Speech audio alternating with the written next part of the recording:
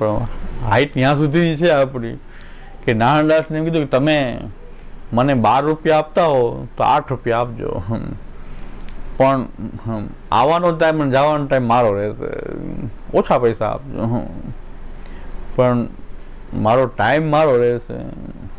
આવું તો કોઈ કહે નહીં ને 4 રૂપિયા વધારે આપજો એમ કહે, પણ ઓછા આપો પૈસા, હું મારા ટાઈમે આવીશ એટલે મારો ટાઈમ આ રહેશે. બોલો, તો રાજભોગથી ઉત્થાપન, રાજભોગનો અનુસર કરીને ઉત્થાપન પર્યંત મને પૈસા ઓછા આપજો, પૈસા ઓછા આવે તમારું બંધન નહીં કે તમે તો. અને રોજ ઠાકોરજી માટે ઉત્થાપનનો કોઈ મેવો હાજર, બહાર જાય કંઈક લેતા આવે ઠાકોરજી માટે.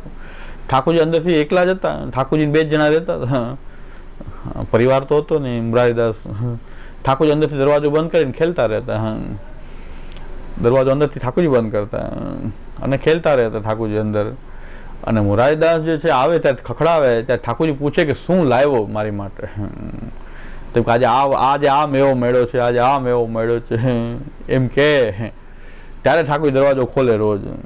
અને પછી ઉત્થાપન ભોગ આવે એટલી વાત ન જોઈએ, ઠાકોરજી કે આપી દે જલ્દી લાવ્યો છે તો પેલા તો તરત જ ત્યાં સિદ્ધ કરી, બહારથી આવી એમને સિદ્ધ કરીને ઠાકોરજી નરોગ આવી દે. ત્યાં ભાવ પ્રકાશમાં એમ કહે છે કે આવું કેમ ચાલે, અપ્રસ્તો હતી નહીં ત્યારે બહારથી બધાને અડેલા આવ્યા અને ઠાકોરજીને ભોગ કેમ દઈ દીધો. કાંઈક મજા જોઈએ તો હોવા થઈ જાય ને. આ તો બહારથી આવે છે, કારણ કે આચાર જ નથી. આ તો બહારથી આવીને બહારના કપડાં એમને સીધા ઠાકોરજીને આવીને સીધા ધરી દે છે. એટલે ભાવ પ્રકાશમાં એમ કે અપ્રસ્તો છે નહીં આમાં, સ્નાન કર્યું ને તો ઠાકોરજી કેમ રોકતા એમના હાથનું, આ રીતે કેવી રીતે રોકતા. ત્યારે ભાવ પ્રકાશકાર એમાં શહેરાજી કહે છે કે જે અપરસ મેંડ આચાર જે છે એ સર્વોદ્ધારક રૂપે પ્રભુ વિરાજે છે ત્યારે આ બધી મર્યાદા આવશ્યક છે. પણ જ્યારે ભક્તોદ્ધારક રૂપે ભગવાન પ્રકટ થઈને એમ કે લાવો તારે થેલામાં શું છે, ત્યારે ઠાકોરજી કહે કે લાવો, પછી એમ કહેવાય કે ના ના હજી હું અપરસમાં નથી. એટલે લક્ષ્મી આવે સામે ત્યારે કે મૂળ ધોવા થોડું જવાય કે મૂળું ધોયા હું ચાંદલો કરવા આવે લક્ષ્મી, તો એમ કે મૂળ ધોવા ન જવાય. ઠાકોર એમ કે લાવો, તો આપણે એમ કે ના ના હું અપરસમાં નથી. એટલે હું એકવાર મારી ઉંમર બહુ યજ્ઞોપવિત થઈ ગયું હતું, લગભગ જનોઈ થઈ ગઈ. ત્યાં અમે બહારગામ જ્યારે તપેલી હોય ગામડાઓમાં જતા ને, તપેલી હોય ત્યાં ઠાકોરજી સાથે પધારે, 100 સ્વરૂપ પધારે, ભોગ ધરી લેવાનું પ્રકાર હોય ત્યારે 100 સ્વરૂપ સાથે પધારે. તો અમારી સાથે વૈષ્ણવ હતા, એ શિંગાર ને બધું એ સુંદર ઠાકોરજીને ધરાવી દેતા. તો એને ઝાંપીજી ખોલી અને મેં કીધું હું નાહીને આવું, તો એને ઠાકોરજી ઝાંપી મેં ખોલી, તમે મેં કીધું શિંગાર ધરાવો. કારણ કે એ કરતા જ્યારે અમારી સાથે આવતા ત્યારે એ શિંગારને એવું કરતા. તમે ઠાકોરજીને જગાવો ત્યાં હું આવું છું. તો નાહવાની મારે વાર હતી, એને શિંગાર ધરી લીધા, પણ શિંગાર કંઈક આડાવાળા લાગ્યા એટલે હું ત્યાં જઈ અને મેં તરત શિંગાર સરખા કરી દીધા નાહ્યા વગર. મજાથી જોઈ ગયા, બધી મજા આજુબાજુ બધા હતા જ ત્યાં કે મહારાજને અપરસ છે જ નહીં. પછી નાહવાનું બાકી હતું ને ઠાકોર નડી લીધું, કોક જોઈ ગયો હતો મજાથી. તો એ અંદર ગંગા ગવા માંડ્યા બધા મજાથી કે આપણા મહારાજ કેવી અપરસ, કુવાવાળી ઓલી અપરસ, સગડી કુવાવાળા મજાથી ભેગા થયા કે આપણી અપરસ, આ બાળકની ક્યાં અપરસ, નાહવાથી બાકી છે નાહવાનું. તો ઠાકોર નડી લીધું, અંદર તો સીધા અંદર ગયા. એટલે મને એમ સમજાણું કે આ લોકો, મેં કીધું અને એમ લાગ્યું કે અપરસમાં તો છે નહીં. આમ સાવ કેમ કે એવો નહોતો, અહીંથી તો નાહેલ જ હતો, ત્યાં ફરીથી સ્નાન કરવાનું બાકી હતું, અહીંથી તો નહીં ને આપણી ગાડીમાં જ ગયા હોય. તો મેં કીધું કોઈને એડા નથી તો એ કંઈ ના ચાલે એમ. મને એવું ભૂલાઈ ગયું, મેં કીધું સિંગા આડાવાળો થયો ને, મેં કીધું આને આમની નામ ધરાવો એમ કરી મેં તો ઠાકોરજી નામ કહી દીધું, આમની નામ કરો.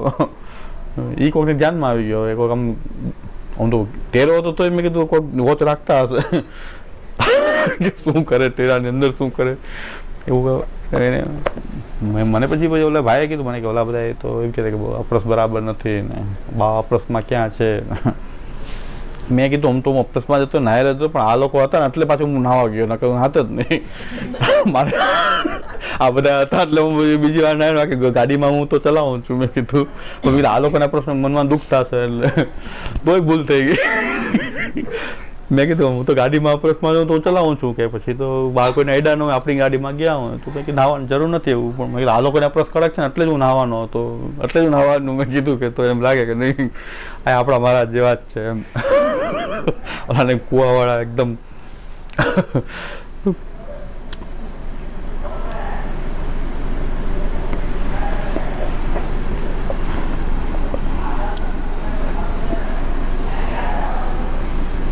અમુક લીલામ બધા તો કૂવો રેડો હશે બિચારો. અમને આ મહત્વ પશ્ચિમમાં સ્થાપિત કરવાવાળા પધારે ગયા એમ કે લીલામ બધા કૂવો બિચારો રેડો હશે કે અમારું મહત્વ નહીં રહે હવે. આ પધારી ગયા એક બે કૂવાવાળા હતા, એ પધારી ગયા તો હવે અમારું મહત્વ નહીં રહે સંપ્રદાયમાં. ઘાઘરા ભરી ભરીને હોય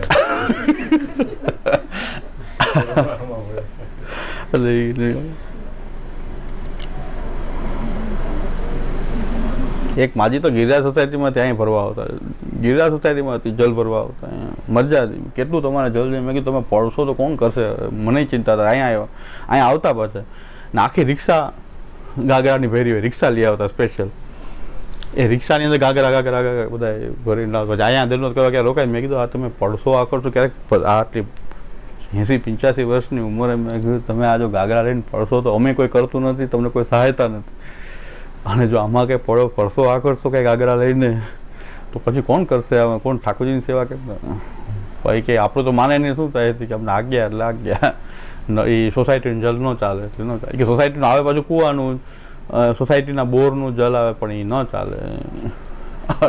એ સેવકીમાં ન ચાલે. તો કેટલું જલ જોઈએ મરજાજીને. મેં કીધું તો સેવકીમાં બધું આ બધું જલ ભરીને ગિરિરાજ સોસાયટીથી અહીંયા આવું દાણાપીઠ ને એ જલ લઈને જાઉં, એ રિક્ષા ભરી રાખવું, રિક્ષામાં ગાગરા રાખીને પાછું અહીંયા ઉતારવું બધું, પછી કુંડીઓમાં ઠલવવું. મને આમ ત્રાસ થઈ ગયો. કીધા થોડીક દયા રાખવી જોઈએ મહારાજને. મેં થોડીક તો દયા હોવી જોઈએ ને. પાછી એ અમારા ભાઈ કોઈક ભાઈ ને કોઈક વચ્ચે મેં થોડીક તો આની ઉંમર જોઈને તો કાંઈક દયા રાખવી જોઈએ ને કે આનું કોણ કરશે જો પડશે ગાગરો લઈને આવું બધું કરવા. પછી અહીંયા એને ઘરે પાછું ચડાવવું જલ, અહીંથી ભરીને પાછું રિક્ષામાં પધરાવવું. અને રિક્ષાવાળો ગમે એવો હોય પાછો. અને ગાગરા છલકીને આખું રેશમી કંતાન બાંધેલા બધામાં. એ કંતાન બધા ભીના. મેં કીધું આમ તો કહેવાય મેં માજી આ બધું છોવાય તો ગયું જ છે, નળ જેવું થઈ ગયું આ. તો હવે કંઈક તો બિચારા પાસે હેરાન થાય ખોટા વધારે પાસે ઠલવીને પાછું ભરવા જશે. એટલે મેં કીધું આ તો બધું ઢોળાઈને છલકીને રિક્ષા ચાલે એટલે ઓલું જલ છલકે ઓલો જે કંતાન પાછું ભીનું થઈ જાય. અને એ ભીનો કંતાન પાછો અડો તો હજી નહીં થયું. મેં કીધું હવે એમને એમ થાય કે કૂવાનું જલ છે એટલે મજા બિચારાને છૂટી ગઈ છે. અત્યારે તો બધું છૂટી ગયું. શું કરે હવે? અત્યારે તો છે મિશ્રી ભોગ ધરે જ પાછા. આટલું જલ ભરવું કે એના કારણે તો ઠાકોર તો મિશ્રી ધરો હોય કે તો મને એ વૈષ્ણવ પ્રત્યે માને, નિષ્ઠા પ્રત્યે માન. ભલે આપણને માને નહીં, માને એમને જ પછી એની નિષ્ઠા પ્રત્યે મને માન કે નિષ્ઠા કેટલી છે. જો મહાપ્રભુજીના વચનોમાં આટલી હોય તો એની છૂટ જ નહીં, એની સેવા ઠહેલ છૂટે નહીં. સારા વૈષ્ણવ અને પોતાના ઘરના ઠાકોરજીની સેવામાં આનંદથી સેવા પ્રકાર સિવાય બીજો કોઈ એટલું બધું હું ઓળખું સારી રીતે. પણ હવે આજ્ઞા એક વાની એક મગજમાં જાય ને અહીં મારી પાસે આવે ખરા, દંડવચન પસ કરે બધું કરે, પણ આજ્ઞા તો અમારે એ નહીં ચાલે, તમારી ન ચાલે. બધું છૂટી ગયું. બીજા એક બહાર નીકળો રસોઈયાની બાય રસોઈ કરવા ને એ અત્યારે લે છે. નકર જો એપાર્ટમેન્ટના જલ્દીને બધી છૂટ આપી હોત તો પોતે ભોગ ધરીને લઈ શક્યા હોત. અત્યાર સુધી અનસકી તો ધરે જ છે, તો સકી ધરમ શું વાંધો? અનસકી દૂધઘર કંઈક ધરે ઠાકોર. એક જ જલ ઓછું જોઈએ ને એટલે એ દૂધઘર ધરે કે સખડીમાં વધારે જલ જોઈએ, વાસણનું જલ જોઈએ, આ જોઈએ. મજાથી હોય પછી સેવકીનું ન ચાલે કે સેવકીમાં નહીં ચાલે. સેવકી એટલે આપણે કોગળા કરવું, નહાવું, એ બધામાં ઓલું એપાર્ટમેન્ટ ન ચાલે. એટલે એ બધું જલ ભરવાનું. આવી ટેલ કરે. આવી ટેલનો ભાવ આપણામાં પણ નથી. એટલો વૈષ્ણવમાં ભાવ. અને 80-85 વર્ષની અવસ્થા આટલું બધું એની કર્યું. છેલ્લે સુધી એમને નભાવવાનો પ્રયત્ન કર્યો પણ છેલ્લે હિંમત હારી ગયા હવે તો. એટલે હવે પછી મિશ્રી ધરે છે. અત્યારે કદાચ 90 પહોંચી ગયા તો મેં થોડીક તો દયા રાખો આની ઉપર કમસે કમ. પણ એની નિષ્ઠા મહાપ્રભુજીમાં હોત તો આ આવું ન થયું. આપણા અરેરાટી થાય કે ભાઈ કે કેટલું ભગવત સેવા માટે નિષ્ઠા ગજબ થઈ ગયા. મેં કીધું આપણામાં નથી, પણ મહાપ્રભુજીમાં આટલી નિષ્ઠા હોય ને તો સેવા ન છૂટે ઠાકોરજી. એટલે એટલું કૂવાનું મહત્વ કે એની માટે તો ઠાકોરજીની સેવા થાય કે ન થાય, ભોગ ધરાય કે ન ધરાય, પણ જલ કૂવાનું હોવું જોઈએ.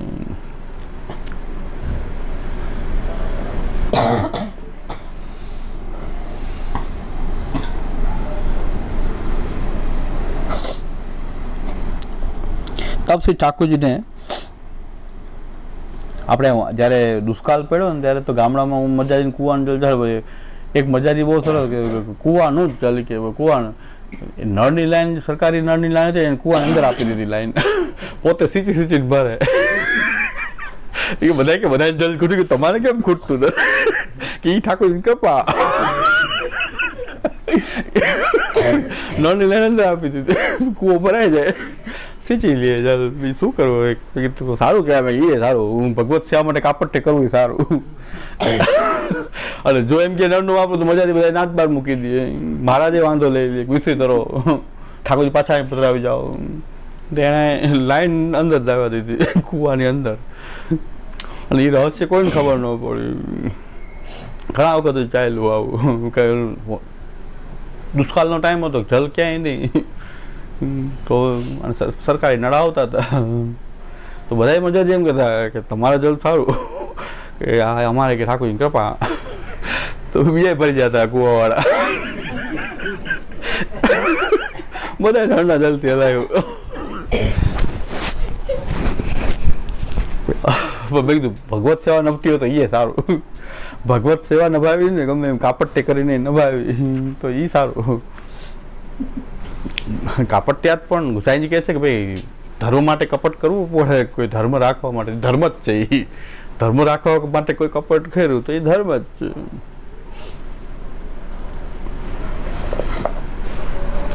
કેટલાની મેન છોવાઈ ગયા. એવો લાગે તો નળનું જલ જો મોઢામાં પડી જાય આજ્ઞા લેવા આવે, એવો નિયમ છે.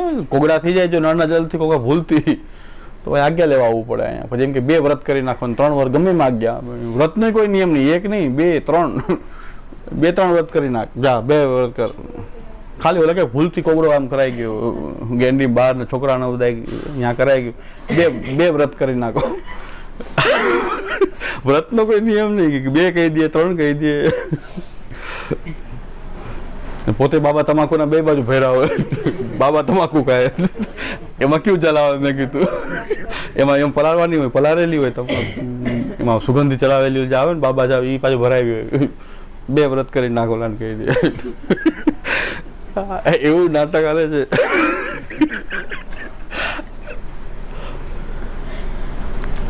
પોતે મેં કીધું પલાળેલી જ છે. મેં કીધું તમાકુ પલાળેલી કેમાં આવે એ બતાવો. એમાં જલ આવે જ છે, એમાં ઓલું સુગંધી ચલાવેલી એ ભરાવી હોય પોતે.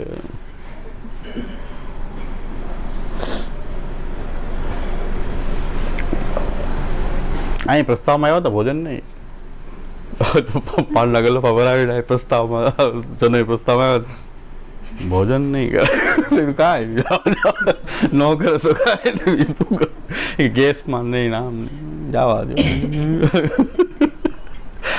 મેં પાન તો ભરાવેલા મોટા બજારની તમાકુ હાલે.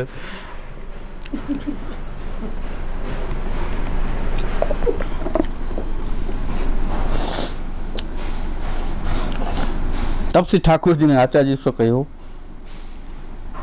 આખી સૃષ્ટિ એવી ઊભી કરી એ લોકોએ કે કોઈને મગજ નહીં. આખી સૃષ્ટિ એવી છે કે કોઈને મગજ, ઉપલો માળ કોઈ નહીં, મહારાજથી લઈને બધાને, બધા ઉપલા માળ વગર.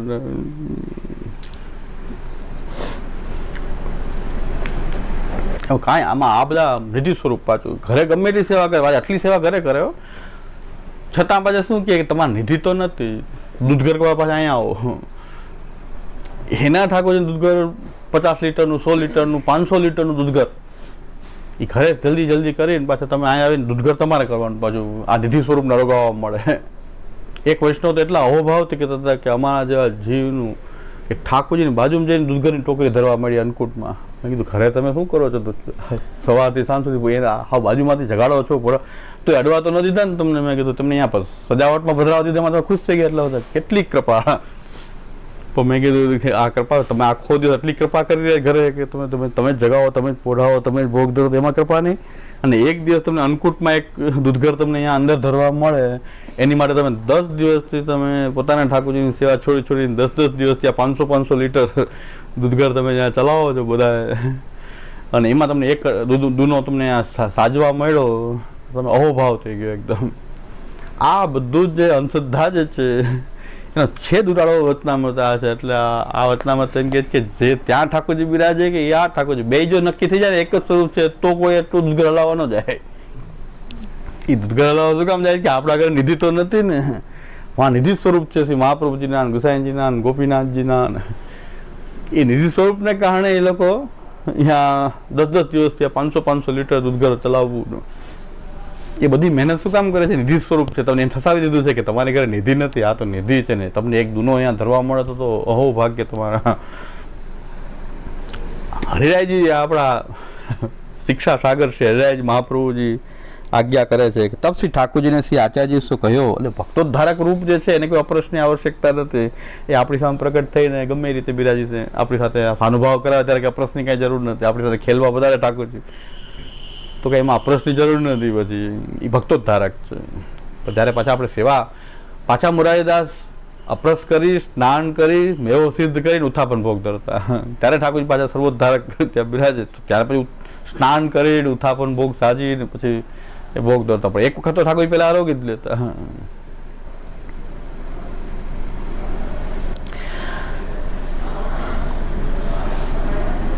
तब श्री ठाकुर जी ने श्री आचार्य से कहो जो मैं प्रभुदास की आ ठाकुर जी अपना भक्तोद्धारक एवा छे कि वाट जोए छे, बधी वस्तुनी वाट जोए कि मने आ सेवा मारी रोज करे छे तो मने एनी वाट प्रभु जोई रह्या छे कि मैं प्रभुदास की बाट ही देखी सो आज मोको भोग न धर्यो और आप मने भोग न धर्यो पोते लई लीधुं. ठाकुर जी एम कहे छे पोते प्रसाद लई लीधो मने भोग न धर्यो, एटલું ઠાકોરજી ઓલું લાગ્યું.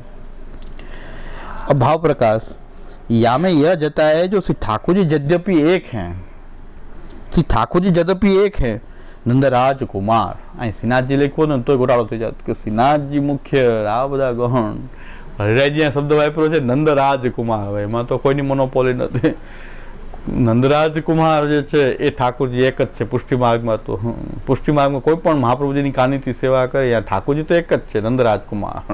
પછી એ ચિત્રજી હોય કે હસ્તાક્ષરજી હોય કે વસ્ત્રજી હોય કે શ્યામ સ્વરૂપ હોય કે 500 વર્ષ પહેલાંના હોય કે 1000 વર્ષ પહેલાંના હોય, છે બધા નંદરાજ કુમાર. सो ठाकुर जी यद्यपि एक हैं श्री नंदराज कुमार, परंतु भक्तन के भाव करी के जितने भक्त हैं तिनके तितने ठाकुर हैं. અને માટે મહાપ્રભુજી એમ કે છે એના ઉદ્ધરિષ્યામિતિ મદાદે હે પ્રાદુર્ભૂતા, કે ઠાકોરજી જ્યારે ધાતુ કે માટીનું કોઈ સ્વરૂપ ધારણ કરીને, ચિત્રનું કે પાષાણનું કોઈ સ્વરૂપ ધારણ કરીને પધારે ત્યારે ઠાકોરજી સંકલ્પ કરે છે કે આ ભક્તનો મારે ઉદ્ધાર કરવો છે પરિવાર સહિત. આ ભક્તનો પાછો જેટલા સેવામાં સંમિલિત એટલા પરિવાર સહિત સર્વનો ઉદ્ધાર કરવો છે. એટલે આપણે ત્યાં કોઈ ભગવત સ્વરૂપ જે છે એ આપણે ત્યાં કોઈ પણ ભગવત સ્વરૂપ આપણે ત્યાં પધારે છે, જે આપણે સેવા કરીએ છીએ એની એવો સંકલ્પ એને પહેલાં કરી લીધો છે કે આ બધાનો મારે ઉદ્ધાર કરવો છે. એ આપણા ઠાકોરજી છે. હવે એ તો ઉદ્ધાર કરવાવાળા તો ગમે એ થાય તો આપણા ઘરમાં બિરાજતા ઠાકોરજી જ થશે. પછી હવે નિધિ સ્વરૂપ બે પાછા નંદરાજ કુમારના રૂપમાં બે સમાન થઈ ગયા ઠાકોરજી. પછી કોઈ વલ્લભકુલના ઘરે બિરાજે કે આપણે ઘરે બિરાજે, અને કદાચ વલ્લભકુલના ઘરે બિરાજે તો પણ એના ઉદ્ધારક છે. આપણો તો આપણા ઠાકોરજી જ આપણો ઉદ્ધાર કરશે જે આપણા ઘરમાં બધારે છે. એ શ્રી મહાપ્રભુજીની ભાવના છે. એ ભાવના કેમ સિદ્ધ ન થાય? મહાપ્રભુજી એમ કે છે એના ઉદ્ધરિષ્યામિ ઇતિ મદાદેહ પ્રાદુર્ભૂતા. આપણા માટે મહાપ્રભુજી ભાવના કરી રહ્યા છે કે તમારી ઘરે જે સ્વરૂપ પધારે છે એ સંકલ્પ કરીને પધારે છે કે આ જીવનો પરિવાર સહિત મારે ઉદ્ધાર કરો. આખા પરિવારમાં બિરાજે ઠાકોરજી, એ પરિવાર સહિત બધાનો ઉદ્ધાર કરવાવાળા છે. એવો સંકલ્પ કરી લીધો ભગવાન, એટલે આપણા ઘરે ઠાકોરજી પધાર્યા છે. આનાથી મોટા ઠાકોરજી બીજા ક્યાં સમાન હોઈ શકે? પણ મોટા તો કોઈ ગણી જ ન શકાય ને. કે ઉદ્ધાર તો આ જ કરશે કે એને સંકલ્પ કર્યો છે આ સ્વરૂપે મારે આનો ઉદ્ધાર કરવો છે. તો નંદરાજ કુમાર ઠાકોરજી એક છે, પરંતુ ભક્તન કે ભાવ કરી કે जितने भक्त हैं तिनके तितने ठाकुर. અલગ અલગ ઠાકોરજી બધાના બિરાજે છે. તો પછી જેટલા ભક્ત છે એટલા ઠાકોરજી છે. સો પ્રભુદાસ के भाव के ठाकुर जी ने कही जो प्रभुदास ने भोग नहीं धर्यो. આ જે ઠાકોરજી જે પ્રભુદાસના ભાવનું જે સ્વરૂપ જે છે ભાવાત્મક રૂપ, એમણે કીધું કે ભાઈ આજે આમ તો ઠાકોરજી આરોગ્ય જ છે બધે, પણ નંદરાજ કુમાર તો એક જ છે, છતાં પણ પ્રભુદાસના ભાવના ઠાકોરજી જે છે એ આરોગ્ય નથી. બીજું એક ભ્રમણા શું ઊભી કરવામાં આવી રહી છે કે તમારા ઘરે મિશ્રિત ધરવાની, અનસકડી ધરો કે મિશ્રી ધરો, સખડી ધરવાની કંઈ જરૂર નથી. એ અમારી ઘરે ભોગ આવે ત્યારે બધા ઠાકોરજી ત્યાં વધારીને આરોગી લે છે. આવું પણ કહેવામાં આવે તો મહાપ્રભુજીને ઘરે આરોગી લેવા જોઈએ ને, એનો છેદ ઉડી જાય છે ને. તો આ ઠાકોરજીએ પ્રભુદાસની બાટીનો કેમ બાટ જોઈને આજે હું નથી લીધું, તો પછી મહાપ્રભુજીને ઘરે તો ભોગ ધરાઈ ગયો હતો, અડેલમાં જ રહેવા આવી ગયા હતા, મહાપ્રભુજી સાથે રહેવા આવી ગયા હતા, તો પછી ત્યાં ભોગ આવી જવા જોઈએ. મહાપ્રભુજી તમે શું મહાપ્રભુજી ધૈર્યા તોય ન રહેગા, પ્રભુદાસના ભાવના ઠાકોરજી તો નથી જ રહેગા ને. મહાપ્રભુજીએ ભોગ ધર્યું તોય નહીં, એમાં આવી જવા જોઈએ ને બધાએ. મહાપ્રભુજી ભોગ ધરેમાં તો આવી જવું જોઈએ ને. તો આ પણ વાત ખોટી થાય છે કે તમે મિશ્રી ધરો તો ચાલશે તમે ઘરે, એટલે ઘરે ઓછી સેવા કરો, વધારે અહીંયા કરો, તો તમે ઘરે મિશ્રી ધરો ચાલે, પણ બધા ઠાકોરજી અહીંયા સખડીમાં ભોગ ધરો અહીંયા જ પધારે છે. બીજું એક છે કે અમારી ઘરે અન્નકૂટ થાય, તમારે એ દિવસે ન થઈ શકે. પુસ્તક છાપ્યા છે આવા તો પુસ્તકોમાં એવું કીધું કે એ દિવસે તમારે અન્નકૂટ ન ધરાય. શું કામ ન ધરાય? કે તમારા ઠાકોરજી અન્નકૂટ રોગો અમારે ઘરે પધાર્યા, અને તમારે ઘરે તો એ દિવસે અમારે રાજભોગ ધર્યો કોને ધર્યો હતો પછી? તો એ દિવસે ઠાકોરજી તો અહીંયા આવી ગયા હતા અન્નકૂટમાં, અન્નકૂટમાં પધારી ગયા હતા, તો અમે મંગલભોગ ધર્યો, રાજભોગ ધર્યો, એ કોણે રહ્યું? તો પછી ત્યાં ઠાકોરજી તો નહોતા ને. આવી મૂર્ખાઈ ભરી વાતો કરવામાં આવે પુસ્તકોમાં, આવે પછી એને ભગવદ વાર્તા વાંચતા હોય પાછા એ પુસ્તકોને, એમાં આવું લખવામાં આવ્યું છે. અત્યારે ભૂતલ પર એ બાળક બિરાજતા નથી, છતાં પણ હવે ખોટું તો ખોટું જ છે. બિરાજતા ન હોય તો શું કરવું, મોટા હોય તો શું કરવું. અને મેં તો વ્યક્તિગત તો મળેલો છું એમને, મારી સાથે પણ વ્યક્તિગત એમને ચર્ચી કરેલી છે. ભૂતલ બહુ વિદ્વાન ગણાતા, સૌરાષ્ટ્રના મહાન વિદ્વાન કહેવાતા. પણ એમને એવું લાગ્યું કે તમે અન્નકૂટ દિવસે અન્નકૂટ તમારે ન કરાય, કારણ કે એ દિવસે તમારા ઠાકોરજી અન્નકૂટ રોગવા અહીં પધારે. તો અન્નકૂટ રોગવા ઠાકોરજી અહીં પધારે છે, તો અમે રાજભોગ ધર્યો કોને ધર્યો? તો પછી અહીં જો પધારી જતા હોય તો રાજભોગ રોગવા બિરાજી શકે, અન્નકૂટ રોગવા ન બિરાજી શકે.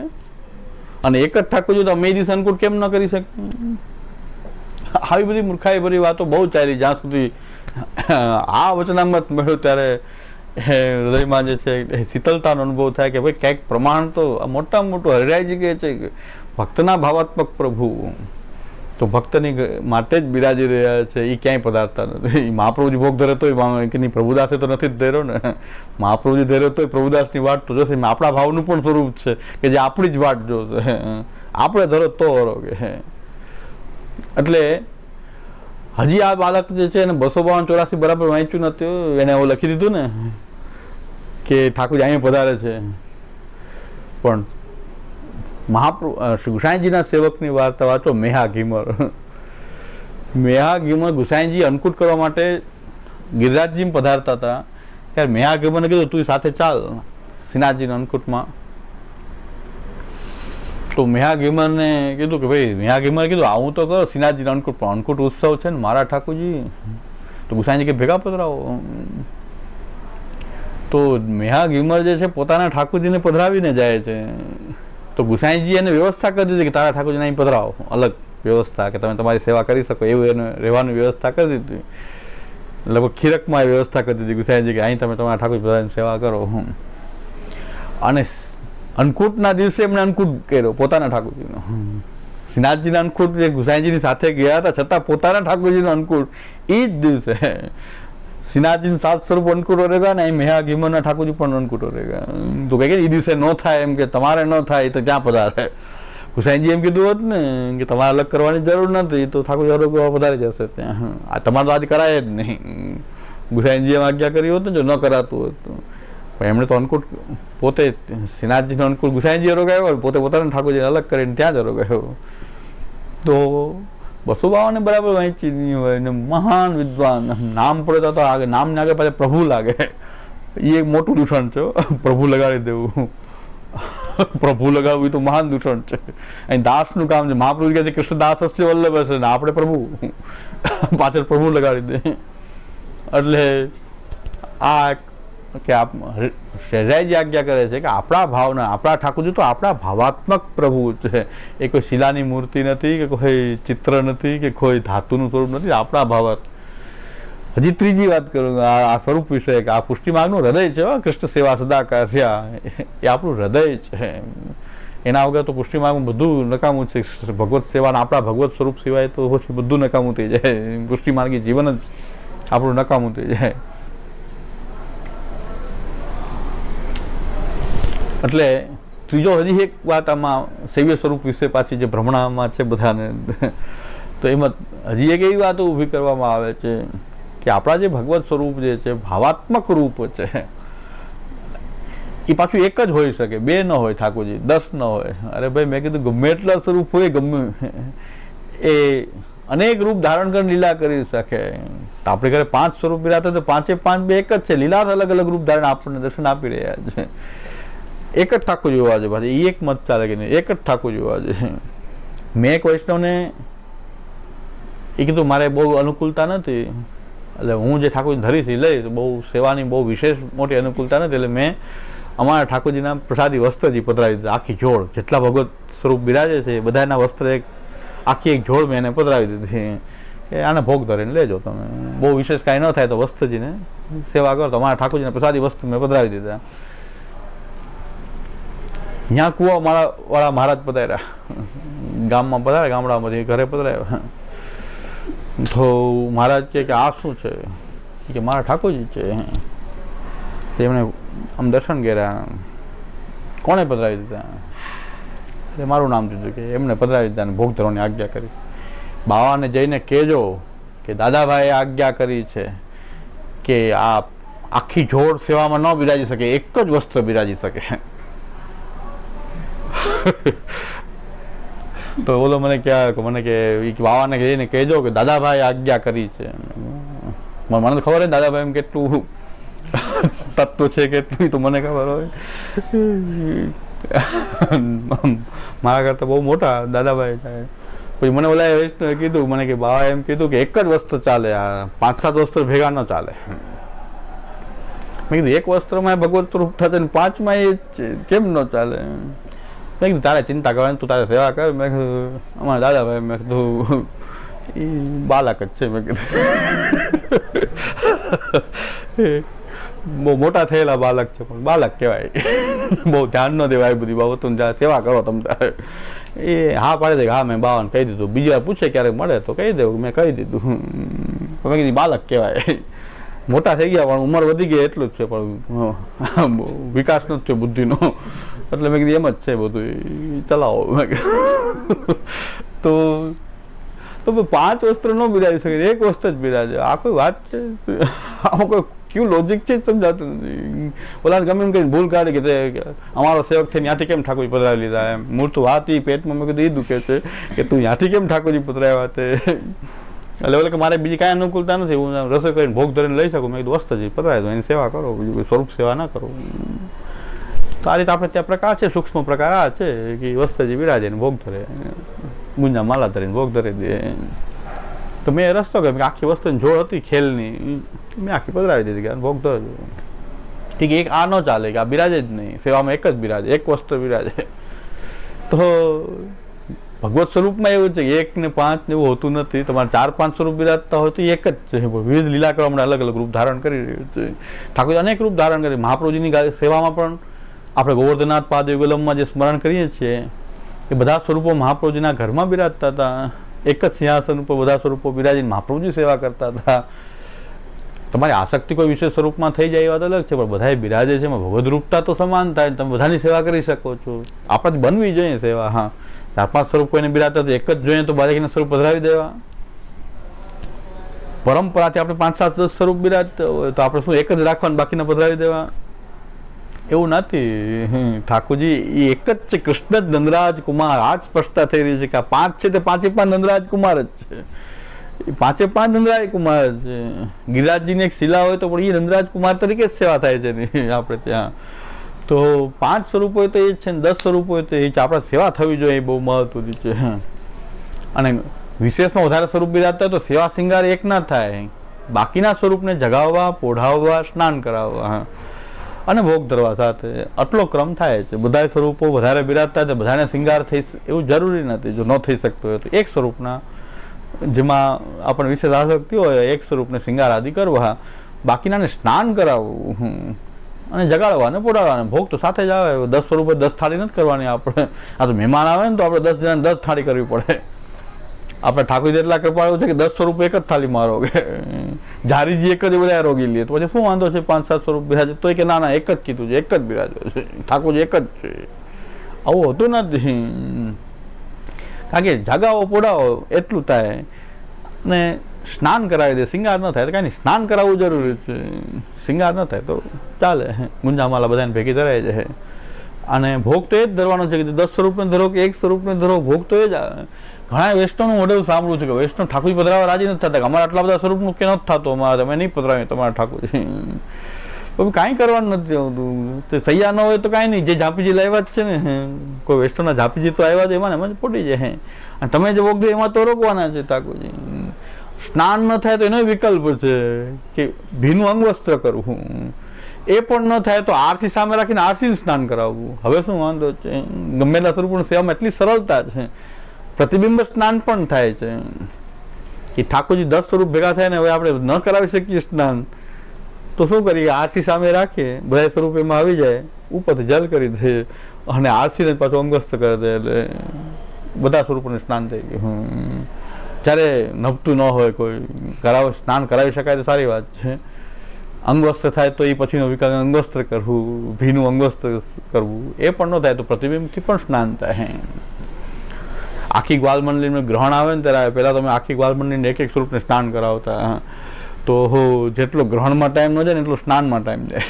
પછી તો ભોગ આવે, પછી એ પરિશ્રમનો ભોગ આવે. તો મેં કીધું ગ્રહણ છૂટ્યું હોય અને પછી ગ્વાલ મંડળીમાં હવે 50-60 સ્વરૂપ બિરાજે, બધા એક સ્વરૂપને સ્નાન થાય, પછી અંગવસ્ત્ર કરી પછી બિરાજ આવે તો બહુ ટાઈમ જતો. હવે તો અને બધા આમ ભેગા હતા તો બધા 5-7 જણા તો એક જણા ગ્વાલ મંડળી બેસાડી દે પહેલેથી જ.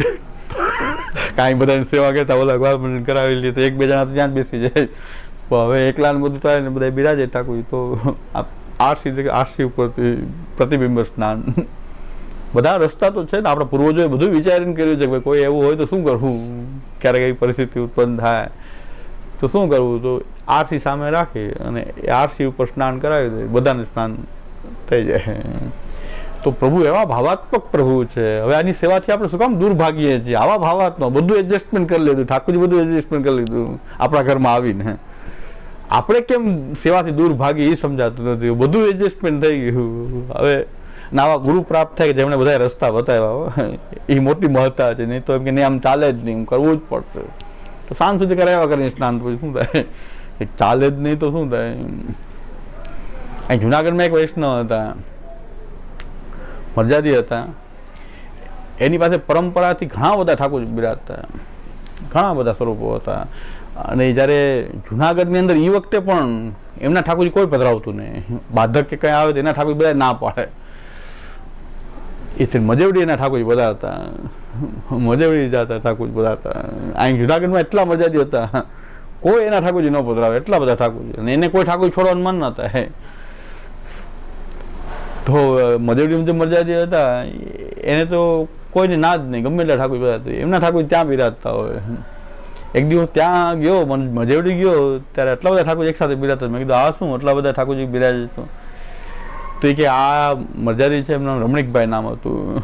કે રમણીકભાઈના ઠાકોરજી પધારે, પણ રમણીકભાઈ ઠાકોરજી ઝાંપીજી ન પધારે, કે ટંક પધારે. કે એક ટંક જેવી ઝાંપીજી આવે, કે એના ઠાકોરજી તો ટંક આવે, કે ઝાંપીજી ન હોય, એક ટંક આવે. એટલા બધા ઠાકોરજી. અને એનો ક્રમ એવો હતો કે બધા ઠાકોરજીને સ્નાન શૃંગાર ને બધું કરે. અને રાજભોગ 3 થાળી રાજભોગની સાજે 2-4 સ્વરૂપના શૃંગાર થઈ જાય એટલે એક થાળી ધરી હોય રાજભોગ ધરાઈ જાય. પાછા 2-4 સ્વરૂપનો પાછા સ્નાન શૃંગાર થાય એટલે એક ઠાકોરજીને રાજભોગ કે 1-1:30 વાગે આવે. અને છેલ્લા બધા ઠાકોરજીને રાજભોગ આવે ત્યારે ઓલા ઠાકોરજી સેન થઈ જાય કે 7 વાગે. આવી સેવા હતી એમને હમણાં. કે હું છોડી શકતો નથી આ બધા ઠાકોરજી. સાવ વાંકા વળી ગયા હતા પતિ પત્ની બે. કે 2 વાગ્યાથી રાજભોગ શરૂ થાય તો 7 વાગ્યા સુધી રાજભોગ આવે. જે સ્વરૂપ રાજભોગ થતા જાય એ ઠાકોરજી ખેલતા જાય. ખંડપાટ લગાડી દે, રાજભોગ થતા જાય, ખેલવા માંડે. અને અહીંયા સ્નાન શિંગાર બધું થાય ત્યારે 3 થાળી અલગ અલગ કરું. પેલા સામગ્રી કરી લે, સામગ્રી કરીને ભોગ સાજી લે અને પછી સ્નાન શિંગાર શરૂ કરે. તો સાંજના 6-7 વાગે કે બીજા ઠાકોર જતા વहाँ સેનની વિનંતી થઈ જાય, ઓલા ઠાકોરની સેન થઈ જાય, અહીંયા રાજભોગ થઈ જાય. તો આવો ક્રમ ચાલે. તો એ ઠાકોરજી કે હું છોડી શકતો નથી. આમાં ઘણા કે પધરાવી દઉં થોડાક સ્વરૂપ, આટલા બધા સ્વરૂપ નથી બનતું, પધરાવી દઉં. એનું આખું ઘર ફના થઈ ગયું, મકાન વેચાઈ ગયું, દુકાન વેચાઈ ગયું, મિલકત બધી વેચાઈને ભાડે એક રૂમમાં ઓડીમાં રહેવા માંડે. તો આ ધન એમને સુરક્ષિત, બધું ધન ખલાસ થઈ ગયું. એવી પરિસ્થિતિ થઈ કે એક સ્કૂલના એક ભાડે નીચે એક ઓડીમાં રહેતા, છેલ્લે ઘર વેચાઈ ગયું, બધું વેચાઈ ગયું, આર્થિક રીતે સાવ ખલાસ થઈ ગયા.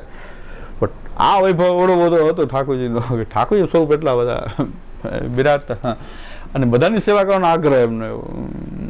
તો ભક્તજન પદરજ પ્રતાપ સકલ સરિયા ખાજી એ હાવ વાંકા વળી ગયા હતા. એ અવસ્થામાં કે હું ઠાકોરજીને છોડી શકતો નથી, મારે બધા બિરાજે કે એકે વાદળા થાય તો મને એક ઠાકોરજી કોઈ કે પધરાવી દો તો મને કાંઈક થઈ જાય કે આમાંથી હું છોડી ન શકું એકેયને. તો આ પુષ્ટિ માર્ગ છે. પુષ્ટિમાં એક જ ઠાકોરજી હોય એવું નથી, તમારે સેવા બનવી જોઈએ. એને કંટાળો નહોતો આવતો, આનંદથી સેવા કરતા હતા. એને લૌકિક રીતે બધું ખલાસ થઈ ગયું. તો તે પણ એને કોઈ અભાવ નથી આવ્યો કે આ સેવામાં બધું આવું થયું, એવું કોઈ અભાવ નહીં. અને ભાડે ઓડી, એક ઓડીમાં રહેતા, નાની ભાડે, એમાં અડધામાં ટેરો કરીને બધા ઠાકોરજી ત્યાં બિરાજતા. અને સદભાગ્ય એવું હતું કે મારી સ્કૂલ હતી, ત્યાં એ રહેવા આવ્યા. અને હું રોજ સ્કૂલે જાઉં, સ્કૂલનો ડ્રેસ પહેરો હોય, ત્યાં સેવા ચાલુ હોય. એ ઓડીમાં ત્યાં રહેવા આવ્યા, સ્કૂલમાં પાસે, અમારી સ્કૂલની બાજુમાં. તો રિસેસમાં એમ તો હું ત્યાં જાતો, ઓળખતા નહીં ઘણી વાર, હું ઓળખાણી ના આપું, મને ઓળખતા નહીં ઘણી વાર. પેન્ટ શર્ટ પહેર્યું હોય ને, પેન્ટ શર્ટ એમ કે દૂર આઈ નહીં હું અંદાજીની બાજુ બેસી જાઉં તો એમ કે આઈ નહીં. એટલે કારણ કે બાકી મજા જ હતી ને. પણ સેવાનો આગ્રહ એટલો બધો કે મને ખબર હતી કે આ સેવા ચાલતી હશે, અત્યારે એમનો પ્રકાર ચાલતો હતો. પછી ધ્યાન પછી તો ઓળખાણ થઈ જાય તો કે ભૂલ થઈ ગઈ, બિરાજો. બાકી પહેલાં તો એમ કીધું આઈ નહીં છોકરાઓ બધા આવતા હોય આઈ. તો આટલા બધા સ્વરૂપોની સેવા થઈ શકતી હતી એનાથી, કંટાળો નહોતો આવતું. અને કે મારો આમાં છોડવાનું મન જ નહોતું હતું કે હું આમાંથી કેમ કે આમાં જુદા કેમ કરું, હવે ઠાકોરજીને પધરાવી કેમ દઉં, એવું કોઈ કહેતોય મને નથી ગમતું. તો આ એવું પુષ્ટિ માર્ગમાં આ નિયમ નથી કે ભાવાત્મક રૂપ એક જ હોવું જોઈએ. પાછું એ ઘણા એમ કે ભાવાત્મક તો એક જ, એવું નહીં, આ બધા ભાવાત્મક જ છે. એ વિવિધ લીલા કરવાને વિવિધ રૂપ ધારણ કરી લીધા છે, કેમ ન કરી શકે વિવિધ રૂપ ધારણ કરે. તો આ પુષ્ટિ માર્ગનું મૂળ તો આપણા સેવ્ય પ્રભુ છે, આ કૃષ્ણ માર્ગ છે. હા, મહાપ્રભુજી નામે કૃષ્ણ માર્ગ આપ્યું છે. તસ્માત શ્રી કૃષ્ણ માર્ગસ્તો વિમુક્ત સર્વલોકતા. મહાપ્રભુજી આ કૃષ્ણ માર્ગ છે, કૃષ્ણ સેવાનો માર્ગ છે. અહીં કથા પણ સેવા માટે થાય છે, શરણાગતિ સેવા માટે થાય છે. કથાથી પણ સેવાનો ભાવ વધે કે મને સેવા ક્યારે મળે, કથા પણ સેવા માટે છે. એટલે અહીં પુષ્ટિ માર્ગનો ગ્રંથ છેલ્લો સેવા ફલ છે. હા, અભ્યાસ ફલ, કથા ફલ, નિરોધ ફલ કંઈ નહીં, સેવા ફલ છે. તો અને એ આપણા ભાવાત્મક રૂપ પ્રભુ જે પ્રકટ થયા છે, આપણા ઉદ્ધારનો સંકલ્પ કરીને પ્રકટ થયા છે. તો આ પુષ્ટિ માર્ગનું હૃદય છે. આનાથી છેડછાડ ન થઈ શકે, બાકી બધું માન્ય છે. ભગવત સ્વરૂપ સાથે આપણે કોઈ છેડછાડ ન કરી શકીએ, કારણ કે મહાપ્રભુનું સર્વસ્વ છે. આ તો મહાપ્રભુ કહે છે મેં તમને સર્વસ્વ બદલાવી દીધું છે. તો આ સર્વસ્વ આ છે, એની સાથે છેડછાડ નહીં થઈ શકે. જડઈને ચરણ કેરો ભરોસો, જડઈને ચરણ શ્રી વલ્લભ ચંદ્ર ચટાભિ સબ જગમાં અંધેરો ભરોસો. સાધન ઓર નહીં આ કલિમ દાસુ હો, सूर कहा कहे द्विविधया धरो, बिना मोल को चेरो भरोसो. दृढ़ न चरण केरो भरोसो. श्री वल्लभादि, श्री गोपीनाथ जी, श्री गोसाई जी.